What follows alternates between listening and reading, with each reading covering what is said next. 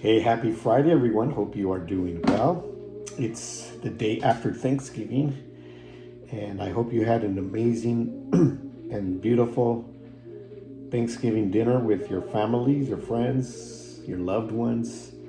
Hopefully, you expressed your gratitude towards each other and mainly to God for all His blessings. And with that, we are now starting officially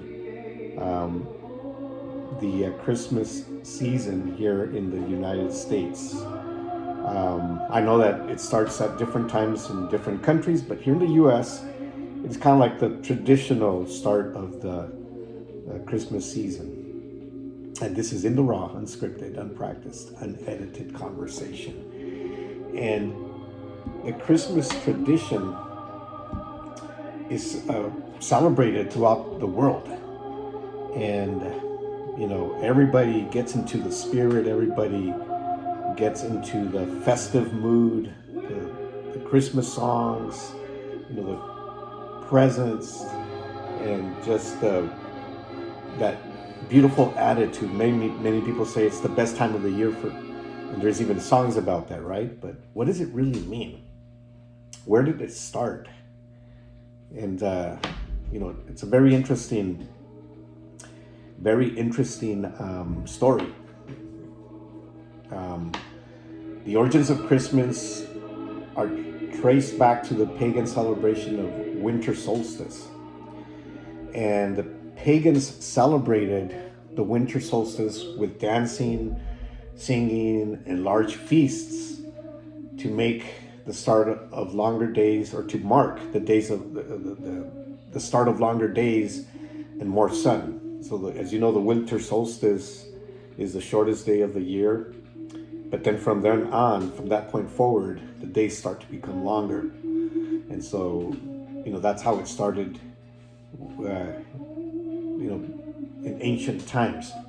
Then in the 4th century, the Christian church, the leaders adopted December 25th as a date of Christmas to coincide with the pagan celebrations, and this would attract non-Christian believers or followers.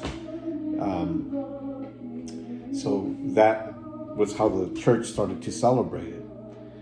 The Romans celebrated the winter solstice with holidays, with a holiday called Dies Solis Invicti Nati, which means the rebirth of the sun and the coming of spring and summer. So the Romans also celebrated, they also called it Saturnalia, which is a pagan holiday that involved candle lighting, caroling, and wassailing, the dancing and singing of these carols. And the Christians developed the ideas that Jesus was conceived and crucified on the same date. And so they set the date for his birth 9 months later on December 25th. And so the word Christmas means Christ's Mass, and is never used in the Bible. We never find the word Christmas in the Bible. But the Christmas story is told in both Matthew and Luke, chapters 1 and 2. And I want to read what it says in Luke.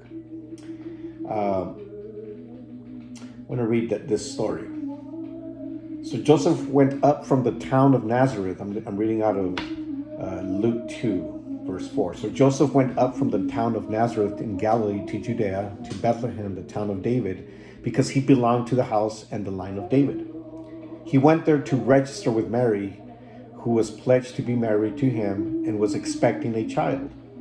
While they were there, the time came for the baby to be born, and she gave birth to her firstborn, a son.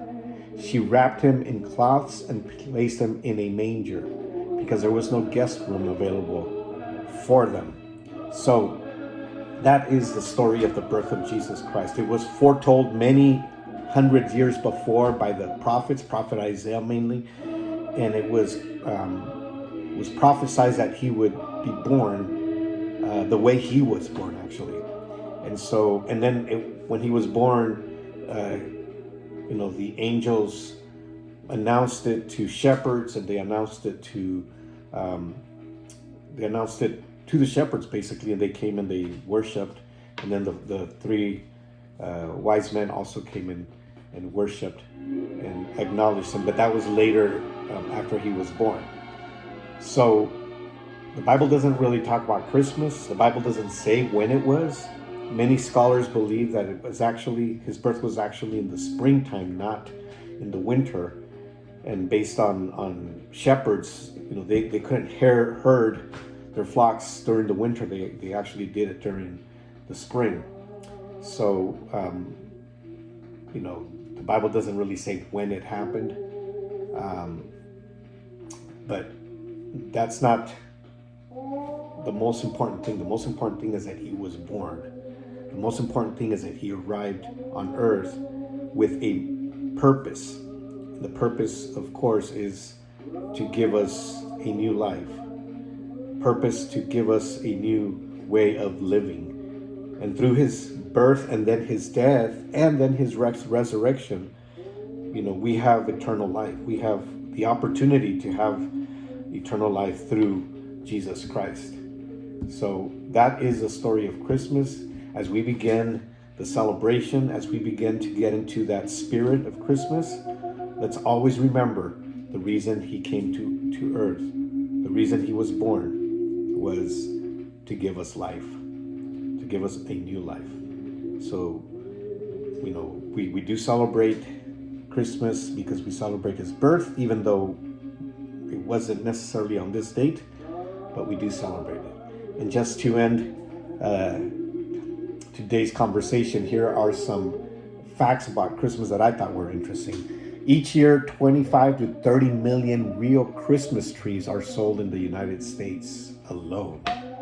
There are about 15,000 Christmas tree farms in the United States, and trees usually grow for between 4 and 15 years before they are sold. In the Middle Ages, Christmas celebrations were rowdy and raucous, a lot like today's Mardi Gras parties.